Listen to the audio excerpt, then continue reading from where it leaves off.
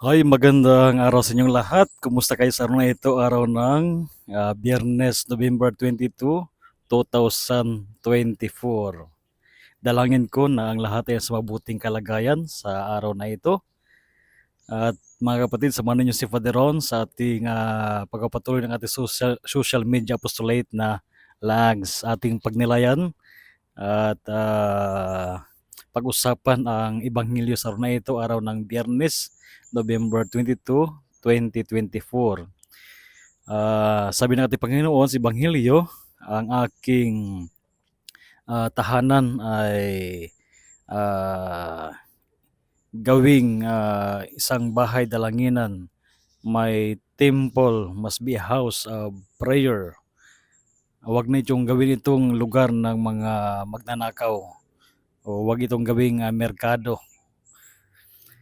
Tatlong bagay na dapat kong bigyan ng pansin sa Ebanghelyo ito. Una ay ang templo, yung building na kung saan tayo ay pumaparoon upang makipagtagpo sa ating Panginoon. Inasahan tayo na sa ating pagkatagpo ay lubos nating bigyan ng pansin ang Diyos na siyang gustong mangusap sa buhay natin upang tayo ay patuloy na lumago sa ating relasyon sa Diyos bilang kanyang mga anak. Ikalawang punto ay ang templo tayo bilang mga Kristiyano.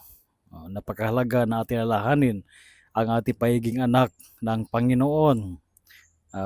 Tayo na ikapagtagpo sa Diyos bilang kanyang mga anak. So, kumusta tayo bilang templo ng Diyos? Ang Diyos ba ay patuloy na nahan sa buhay natin? Ito ay isang hamon sa ating pangaraw-araw na buhay. Naway, lagi natin nakatagpo sa ating buhay ang Diyos na siyang patuloy na gumahal sa atin. At pangatlong punto ay ang templo. Tayo bilang mga mananampalataya ng Diyos, ang buhay na simbahan, the mystical body of Jesus, na napakahalaga na bilang mga anak ng Diyos ay ituring natin ang bawat isa bilang mga kapatid. At sikapin natin na bilang templo ng Diyos, tayo nagsumikap na sundin ang kalooban ng Diyos sa buhay natin. Mga kapatid, sa ating pagdiriwang ng Christ the King, naway ating muling balikan ang ating sarili bilang templo ng Diyos. No? Paano nga ba tayo ay maghahanda ng ating sarili? Paano ito salubungin si Kristo bilang hari ng mga hari?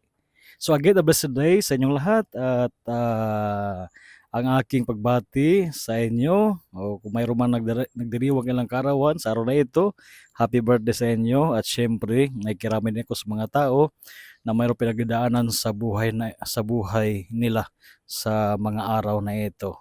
So again, a blessed day at ingat kayo lagi.